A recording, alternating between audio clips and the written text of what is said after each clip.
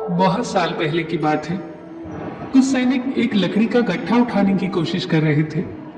कई बार कोशिश करने के बाद भी वो असफल थे। सैनिकों के जत्थे का नायक वहीं खड़ा था। वो खड़ा खड़ा बस देख रहा था, उन्हें आदेश दे रहा था और काम में बार बार असफल होने पर उन्हें लताड़ रहा था। वहां से एक घुड़सवार गुजरा और उसने नायक से पूछा, तुम उनकी मदद क्यों नहीं करते? नायक ने जवाब दिया, मैं बॉस हूं, मैं इनका नायक हूं और मेरा काम सिर्फ इन्हें आदेश देना है। घुड़सवार तभी अपने घोड़े से उतरा और सैनिकों के पास गया। सैनिकों की गट्ठा उठाने में मदद की।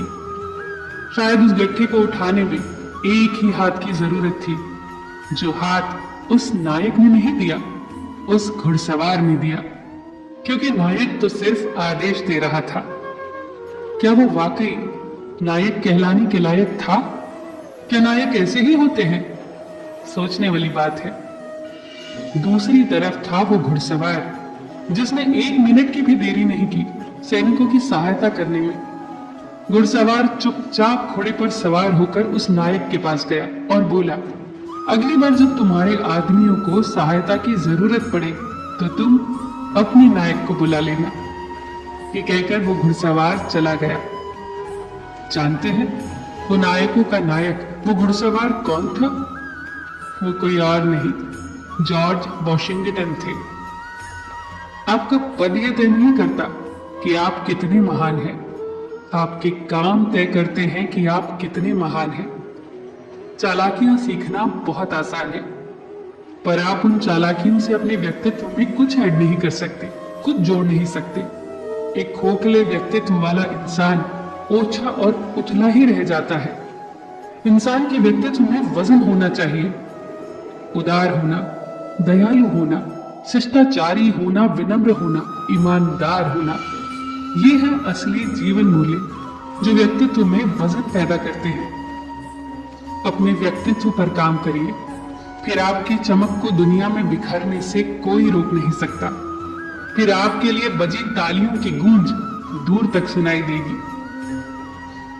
आजकल सिर्फ यही सुनने को मिलता है, सिर्फ अपने बारे में सोचो, सेल्फिश बनो तभी सफल हो पाओगे, बुरे बनो तभी सफलता मिलेगी। हो सकता है ऐसा करने से सफल हो भी जाओ, पैसे भी कमा लो, पर अंदरूनी खुशी मिली या नहीं ये जरूर बताना। आत्म संतुष्टि मिली या नहीं ये जरूर बताना। शांति मिली या नहीं ये जरूर बताना। एक दिन एक 10 साल का बच्चा एक आइसक्रीम की दुकान पर गया। वो कुर्सी पर बैठा और वेटर को बुलाकर पूछा, एक कोन आइसक्रीम कितने की है? वेटर ने कहा 25 रुपए की। बच्चे ने अपनी जेब से सिक्के निकाले और गिनने लगा। सिक्के गिनने के बाद उसने फिर वेटर से पूछा, एक कप आइसक्रीम कितने की है? वेटर भी जल्दी में था, उसके पास बहुत ग्राहक थे और बच्चा उसे उलझाए हुए था। वेटर ने झल्लाकर कहा, कप में आइसक्रीम 20 रुपए की है। बच्चे ने कहा, फिर वही ले आओ। बच्चे ने बड़े मजे से आइसक्रीम खाई और वो चला गया। जब वेटर बच्चे की प्लेट उठाने आया तो उसने प्लेट में 5 रुपए पड़े देखे, टिप के रूप में उस वेटर के लिए। वेटर की आंखों में आंसू आ गए, क्योंकि बच्चे के पास 25 रुपए थे। वो अपनी मनपसंद कोन वाली आइसक्रीम खा सकता था, पर बच्चे ने अपनी खुशी में उस वेटर को भी शामिल करने की सोची। क्या आज के बाद वो वेटर इस घटना को भूल पाएगा? उस बच्चे की संवेदनशीलता ने कितना बड़ा पाठ उस वेटर को सिखाया, वो जिंदगी भर इसे याद रखेगा। जिंदगी भर वो बच्चे की भलाई की कामना करेगा। जब भी उस बच्चे को याद करेगा, उसे आशीर्वाद देगा। तो बच्चे ने यहाँ क्या कमाया? अनमोल चीजें कमाई। पूरे जीवन के लिए एक मुस्कुराहट, एक याद, एक आशीर्वाद, ये होती है असली कमाई। और ये बुरे बनने, सेल्फिश बनने और सिर्फ अपने बारे में सोचने से नहीं आती। अगर हमारी सोच भी उस बच्चे की तरह हो जाए तो सोचिए दुनिया कितनी हसीन हो जाएगी।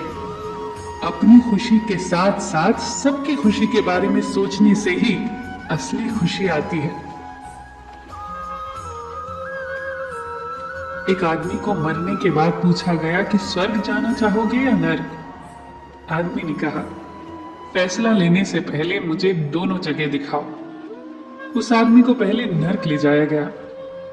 नर्क में एक बहुत बड़ा मेज था और मेज पर तरह तरह के पकवान, एक से बढ़कर एक लजीज। पर वहां के लोगों के चेहरे पीले पड़े हुए थे, जैसे कई दिनों से खाना नहीं मिला। वहां हंसी खुशी का नामो निशान तक नहीं था। वहां व्यंजन तो एक से बढ़कर एक थे, पर हाथों में 4-4 फुट लंबे कांटे छुरियां बंधी थी। अब 4 फुट लंबे कांटे छुरियों से भला कोई कैसे खाए? यही कारण था उनके भूख से बेहाल होने का। अब उस आदमी को स्वर्ग दिखाने ले जाया गया। वहां भी बिल्कुल वही नजारा था, हूबहू नर्क के जैसा। बड़ी सी मेज, लजीज व्यंजन, एक से बढ़कर एक, और उनके हाथों में भी 4-4 फुट लंबे कांटे छुरी बंधे थे। पर यहाँ एक कमाल की बात थी, लोग अपने हाथों में बंधे कांटे छुरियों से दूसरों को खाना खिला रहे थे। आमने सामने बैठे लोगों के एक दूसरे को खाना खिलाने से वहां आनंद ही आनंद था, खुशहाली थी, संतुष्टि थी, सबके चेहरे चमक रहे थे। बस यही बात इस संसार पर भी लागू होती है, हमारे जीवन पर भी लागू होती है। सिर्फ अपने बारे में नहीं सोचना, सबको साथ लेकर चलना है, तभी असली खुशहाली आएगी, असली आनंद मिलेगा, असली संतुष्टि मिलेगी। फिर मिलेंगे दोस्तों अगली वीडियो के साथ। तब तक के लिए अपना ख्याल रखना और हमेशा मुस्कुराते रहना।